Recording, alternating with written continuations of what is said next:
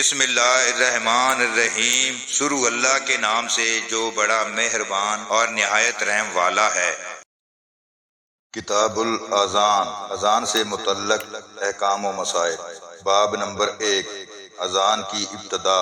ارشاد باری تعالی ہے، جب تم نماز کے لیے اذان دیتے ہو تو یہ لوگ اس کا مذاق اڑاتے اور اسے شغل بناتے ہیں۔ اس کی وجہ یہ ہے کہ وہ لوگ بے وقوف ہیں۔ نیز اللہ عز و جل کا فرمان ہے، جب جمعے کے دن نماز کے لیے اذان دی جائے تو ذکر الہی کی طرف دوڑ کر آؤ۔ حدیث نمبر 603۔ حضرت انس رضی اللہ عنہ سے روایت ہے، انہوں نے فرمایا، نماز کے اعلان کے لیے لوگوں نے آگ اور ناکوش کا ذکر کیا۔ اس سلسلے میں انہوں نے یہود و نصارہ کا بھی تذکرہ کیا تو حضرت بلال رضی اللہ عنہ کو حکم دیا گیا کہ وہ اذان کے کلمات 2 مرتبہ اور اقامت کے 1 مرتبہ کہے۔ حدیث نمبر 604۔ حضرت ابن عمر رضی اللہ عنہ سے روایت ہے، وہ فرماتے ہیں، جب مسلمان مدینہ منورہ آئے تو نماز کے وقت کا اندازہ کر کے اس کے لیے جمع ہوا کرتے تھے، کیونکہ اس وقت نماز کے لیے باقاعدہ اذان کا اہتمام نہ تھا۔ ایک دن انہوں نے اس کے متعلق باہمی مشورہ کیا تو کسی نے کہا، عیسائیوں کی طرح ایک ناقوس بنا لیا جائے، اور کچھ لوگوں نے کہا، یہودیوں کے بغل کی طرح ایک نرسنگھا رکھ لیا جائے، مگر حضرت عمر رضی اللہ عنہ نے فرمایا، تم ایک آدمی کو کیوں نہیں بھیجتے جو نماز کی اطلاع دے؟ تو رسول اللہ صلی اللہ علیہ وآلہ وسلم نے فرمایا، اے بلال، اٹھو اور نماز کی اطلاع دو۔ باب نمبر 2، اذان میں 2 مرتبہ کلمات کہنا۔ حدیث نمبر 605۔ حضرت انس رضی اللہ عنہ سے روایت ہے، انہوں نے فرمایا، حضرت بلال رضی اللہ عنہ کو یہ حکم دیا گیا تھا کہ اذان میں جفت 2 مرتبہ کلمات کہے اور تکبیر میں قد قامت الصلاۃ کے علاوہ دیگر کلمات تاک 1 مرتبہ کہے۔ حدیث نمبر 606۔ حضرت انس رضی اللہ عنہ سے روایت ہے، انہوں نے فرمایا، جب مسلمان مدینہ طیبہ میں زیادہ ہو گئے تو مشورہ ہوا کہ کسی ایسی چیز کے ذریعے سے نماز کے وقت کا اعلان ہو جسے سب لوگ سمجھ لیں۔ کچھ لوگوں نے مشورہ دیا کہ آگ کا الاؤ روشن کر دیا جائے یا ناقوس کے ذریعے سے اعلان کر دیا جائے۔ آخر کار بلال رضی اللہ عنہ کو حکم دیا گیا کہ وہ اذان کے کلمات 2 مرتبہ اور اقامت کے کلمات 1 مرتبہ کہے۔ باب نمبر 3، قد قامت الصلاۃ کے علاوہ اقامت کے الفاظ 1 مرتبہ کہنا۔ حدیث نمبر 607۔ حضرت انس رضی اللہ عنہ سے روایت ہے، انہوں نے فرمایا، حضرت بلال رضی اللہ عنہ کو حکم دیا گیا کہ وہ اذان کے کلمات جفت اور اقامت کے کلمات تاک 1 مرتبہ کہیں۔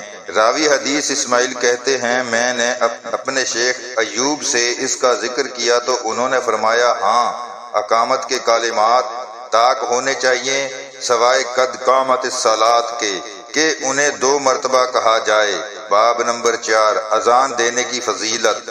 حدیث نمبر 608۔ حضرت ابو ہریرہ رضی اللہ عنہ سے روایت ہے، رسول اللہ صلی اللہ علیہ وآلہ وسلم نے فرمایا، جب نماز کے لیے اذان دی جائے تو شیطان پیٹھ پھیر کر گوز مارتا ہوا بھاگتا ہے تاکہ اذان کی آواز نہ سن سکے۔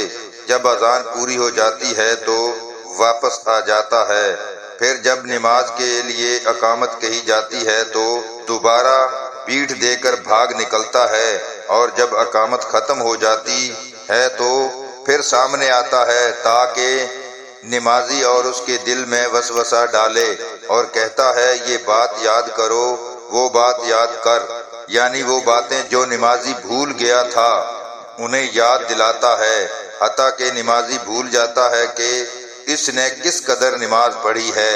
باب نمبر 5، بآواز بلند اذان دینا۔ حضرت عمر بن عبدالعزیز رحمۃ اللہ نے اپنے مؤذن سے کہا کہ صاف اور سیدھی سیدھی اذان کہو، بصورت دیگر ہم سے الگ ہو جاؤ۔ حدیث نمبر 609 حضرت عبداللہ بن عبد الرحمن رضی اللہ عنہ سے روایت ہے، ان سے حضرت ابو سعید خدری رضی اللہ عنہ نے کہا تھا، میں دیکھتا ہوں کہ تمہیں بکریوں اور جنگل میں رہنا پسند ہے، اس لیے تم جب اپنی بکریوں کے ہمراہ جنگل میں رہو اور نماز کے لیے اذان دو تو بلند آواز میں اذان دیا کرو، اس لیے کہ مؤذن کی آواز کو جو کوئی جن و انس یا اور کوئی سنے گا تو وہ اس کے لیے قیامت کے دن گواہی دے گا۔ حضرت ابو سعید خدری رضی اللہ عنہ نے فرمایا، میں نے یہ بات رسول اللہ صلی اللہ علیہ وآلہ وسلم سے سنی ہے۔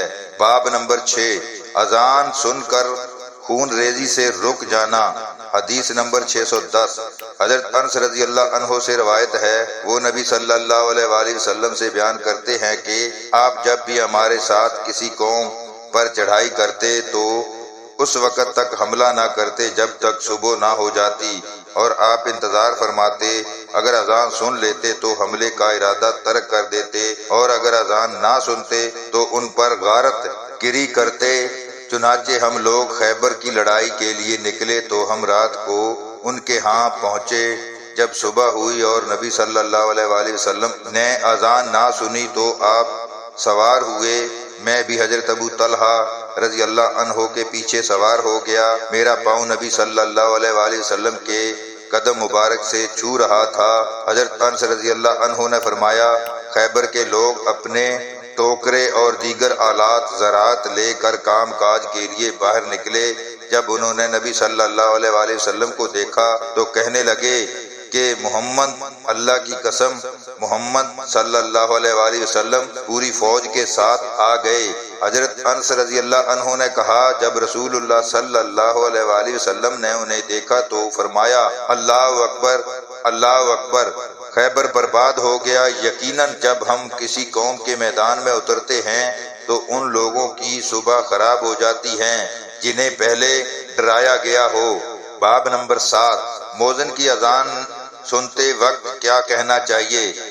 حدیث نمبر 611 حضرت ابو سعید خدری رضی اللہ عنہ سے روایت ہے، رسول اللہ صلی اللہ علیہ وآلہ وسلم نے فرمایا، جب تم اذان سنو تو وہی کلمات کہو جو مؤذن کہتا ہے۔